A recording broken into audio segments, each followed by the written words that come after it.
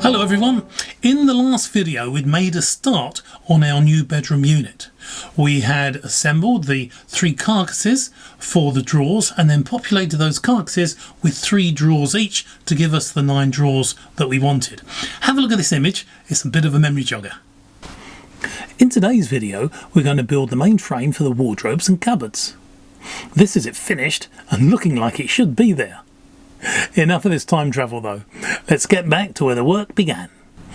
In this image you see the first frame in place. It's sitting on top of the drawer unit. I've checked the level of the ceiling and that's pretty good. I need to make all 4 frames the same height to keep everything in the unit square and level. The timber used has been planed. Its actual size is 45mm by 93. In Imperial that's about 2 by 4 inches. The size of the timber is probably larger than what's needed, but it's better to be safe than sorry. I think this unit has actually made the house a lot stronger. This part of the frame is made out of 3 lengths of timber held together at the top with 2 screws from each side.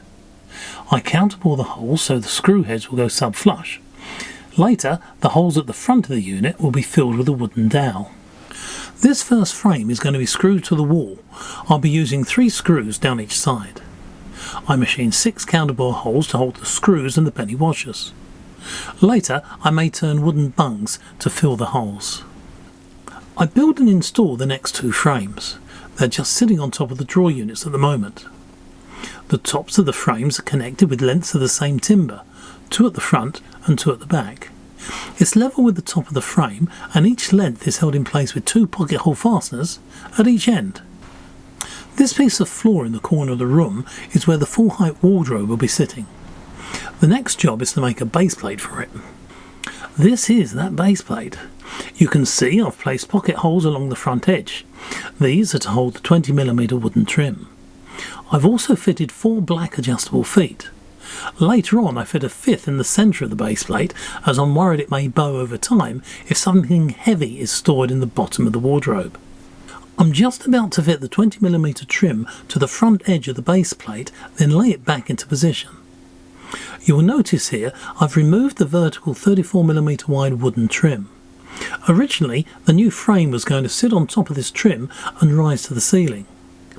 Now I have it in front of me, I've changed my mind. I'm going to bring the frame down from the ceiling all the way to the wardrobe base. This length of wood will need to be shaped to fit around the end of the drawer unit and become the vertical trim as well as a wardrobe frame. This is a finished frame member. The front part just here is taking the place of the 34mm trim. And this bit at the bottom will fit between the lower trim of the door unit and the wardrobe base. Here it is fitted and looking like it should be there. You will notice the rear frame is in position as well. This is the top of the 2 verticals we've just fitted, and this is the frame piece that will join them together at their tops. The angle is cut to miss the boxing. And here it is, fitted. I fit the last vertical frame members to the wall just here using spacers to get it plumb. I fit these last 2 pieces and the main frame is complete. Now to work on what will be the base of the wardrobes. The vertical frame members are not attached. What I'm going to do is shape these sheets of 17mm plywood to fit the top of the drawer carcasses and around the bottom of the vertical frames. The front edge I'll be cutting back 20mm.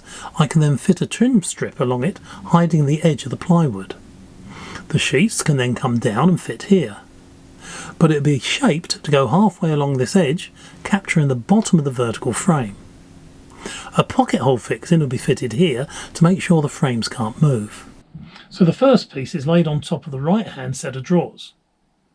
The second and the third. Fit 3 steel brackets to the top of the frame. These will hold it tight to the wall. Now to the top of the wardrobes, bottom of the cupboards. I'm using the same wood as the frames and add these pieces. All are held in position by 2 pocket hole screws at each end.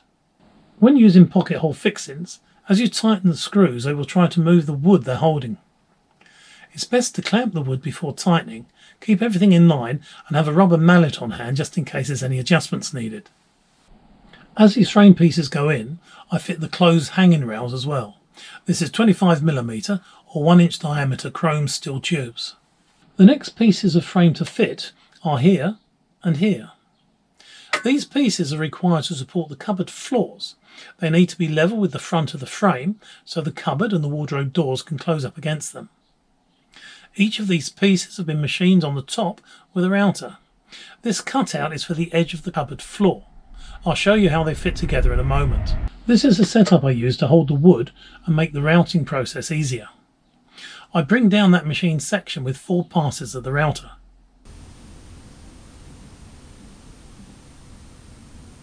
I then fit all 6 pieces within the frames.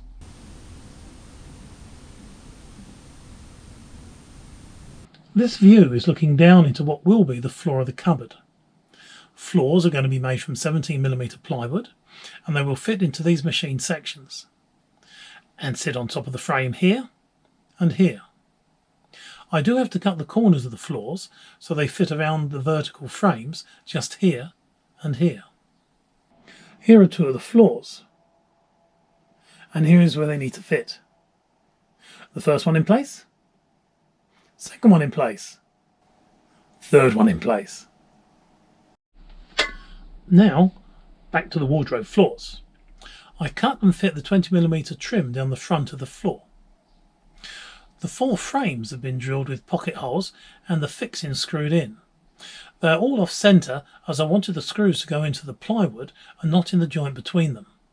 First wardrobe floor in place and secured by screws coming up through the top of the drawer unit. The second is fitted just the same as the first. The third floor requires 2 strips of trim. This piece will be along the front and this one along the side. Screw them in place using the pocket hole fixings. All 3 floors in place and secure. Now to the last cupboard floor.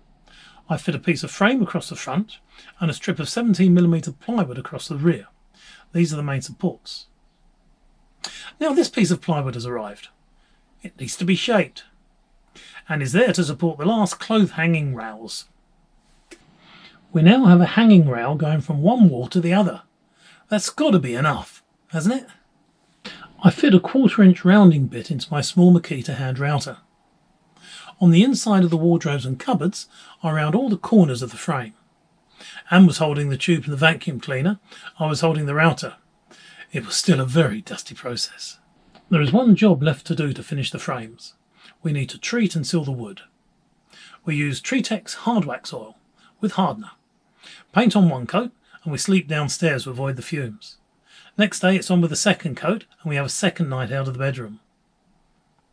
On the third day the wood was dry. We could use the cupboards, wardrobes and drawers. So we move in. I tell you what, it was really good to get our clothing out of those plastic boxes and shoved into our wooden drawers. And also we cleared off the 2 racks of our hanging clothes and got all those hanging into the wardrobe.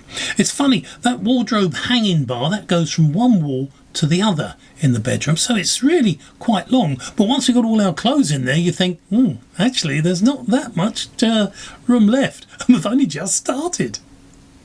Well, our bedroom unit is coming along. The wardrobe part is all finished now. We've got our clothes hanging up in the wardrobes and we have the 9 drawers stuffed full of our clothes down at the bottom. Now the next thing we need to do is make doors for all the cupboards at the top, all the wardrobes in the middle, and then drawer fronts at the bottom. So that's 16 doors and 9 front panels for the drawers. Now the method I'm going to be using is called the raised panel door method. Yeah, I've never done it before, but I've seen it on the internet and I think it's going to be fun to give it a go. Could you do something like this? Of course you can. And with that, this video is at an end. Take care everybody. I'll see you next time.